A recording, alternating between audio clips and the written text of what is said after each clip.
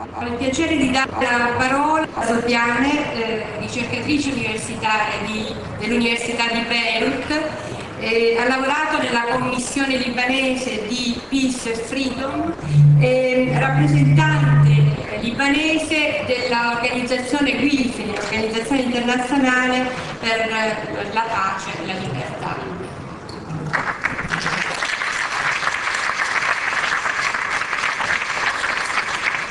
Thank you very much. Ladies and gentlemen, I would like to start this short talk with you by extending my gratitude for your beautiful country and for the organizers of this Congress. I would like especially to thank Mrs. Ada Donno and Professor Giovanni Serra, who have been kind enough to send me the invitation and to facilitate my obtention of the visa in order to get to Italy. I'm also very glad that I can participate to this workshop. And excuse me if I am going to be a little bit, I'm going to speak the truth as they are. We are invited today to talk about the War Inside, Laboratory of Theories and Political Practices of Mediation. This is a very beautiful title, and of course we can find in ourselves the necessary potential in order to find theories and practices of mediation aiming at stopping violence. But in our part of the world, from where I come from the Middle East, I come from Lebanon, from this part of the world, you cannot only speak about theories and practices of mediation aiming at stopping violence. Because the situation on the ground is very heavy, and you cannot speak about peace and non-violence unless you have prepared the environment which is suitable to such request or such a proposal. I would like just to recall what happened during the summer in our country. In July and August 2006, Israel launched a heavy war against Lebanon, and the south of Lebanon was destructed in a massive way. The southern suburb of Beirut was also destructed completely. We had 1,200 killed, among them many children, and many bodies are still under the destructed buildings and houses. We had also 3,000 injured people, not to mention the youth who were forced to leave the country in order to look for possible jobs in other peaceful countries. So this means that Lebanon has been prevented and deprived of its youth who represent the future. They were whether killed or still remain under the destructed buildings, or they were forced to leave the country. In the meantime, what was happening in Gaza? Gaza was also under fire, under heavy fires. So and people were killed every day. If you look today and if you watch TV today, you can see what is happening in Gaza. It's a daily killing. So you cannot speak to the Arab people and tell them that we are going to try to implement theories and practices of non-violence in order to solve the problem in the Middle East. The problem in the Middle East cannot be solved only by civil society. Civil society should be educated. Its awareness should be increased. Of course, we have to talk with each other. Of course, we have to learn about each other's problems. Of course, we have to exert the pressure on the Israeli government in order to push them to implement at least the United resolutions that were decided in order to bring peace to the region. But the civil society, simple men and women who are living daily the violence, cannot be convinced with theories and practice of non-violence in order to mediate and put an end to the conflict. What we need to do is many things at the same time. First of all, on the diplomatic level, the international community should intervene very heavily and try to convince Israel of the necessity of changing the system. It's a question of system, not a question of policies only. And our participant just said that this country is a military one. How can you expect to have peace in the region if Israel by itself has an arsenal of 300 atomic bombs? Why preventing Iran from developing nuclear weapons when Israel can have nuclear weapons? So what I'm trying to say is that we cannot implement a double standard policies. We should call for justice in every part of the region so that peace could be implemented.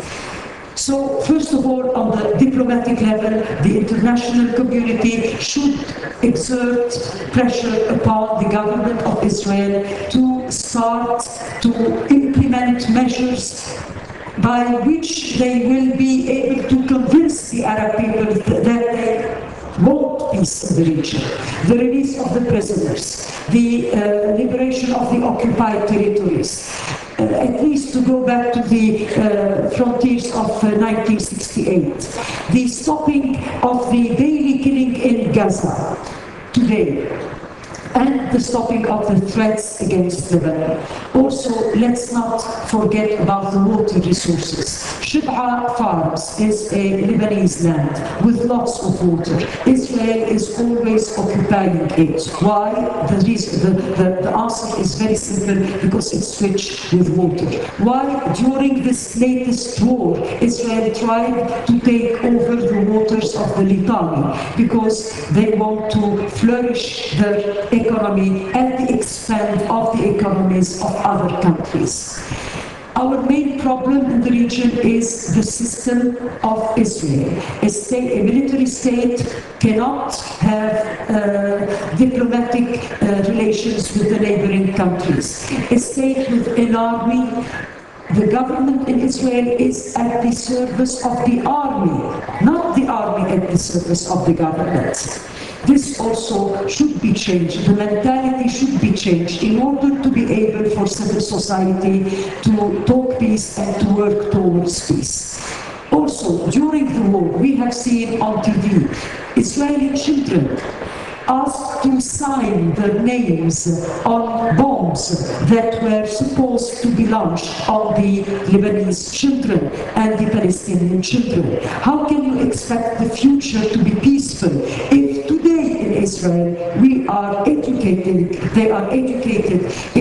the children to attack instead of to dialogue, to resolve conflict with violent means instead of trying to resolve them with non-violent means?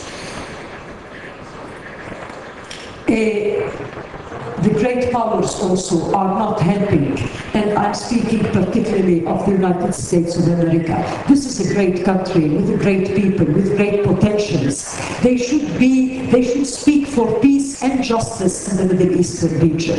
They should stop the double standard policy. And to always give right to Israel on behalf of all the other countries, Arab countries in the region. I would like to assure you that the Arab people are eager to live in peace, but in order to make peace established, you should remove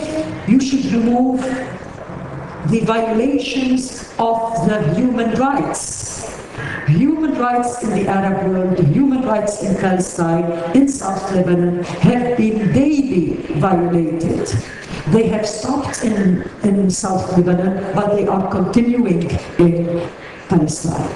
And I would like to say a word about the resistance so that no one would think that I'm avoiding the subject. We are proud of our resistance. This resistance has tried to liberate our occupied land and to liberate our prisoners. We cannot ask Hezbollah, who has been in charge of the liberation of the land, or who has attacked back Israel. We cannot ask them to give back their arm. Why? Because the danger is always there. If you want armies to disappear, if you want resistance to disappear, you should remove the reason that leads to their presence. They have come after Israel, not before Israel. They are the result, not the cause. The cause root, the root which is at the cause which is at the root of the problem is not Hezbollah, it's not the Lebanese resistance, but it is the policy implemented by Israel who would like to see what was written in the Bible today materialized. And this cannot be, because the history is always in a movement of evolution and change. One last thing. The civil society in the Middle East cannot work alone. It needs the help and the solidarity and the cooperation of the international civil society. And let's be realistic. We should start to build our own civil society in the Middle East, in the Arab countries, and the European countries, such as Italy, which are in the Mediterranean basin, should be also the first civil society to help. And we will go step by step to reach the international civil society and to give it an example which could be followed. Because in the Mediterranean basin, we have in common traditions, culture, civilization, religion, values, and you can understand what we are living, and we can understand what you are living. So if we can collaborate together, we can give an example to the European community and then the international community of what things should be in order to make peace implemented. In order to make peace implemented, remove injustice, remove killing innocent people, give back the people their rights and the right of self-determination, give back the people their economic resources, stop buying arms and building factories producing arms.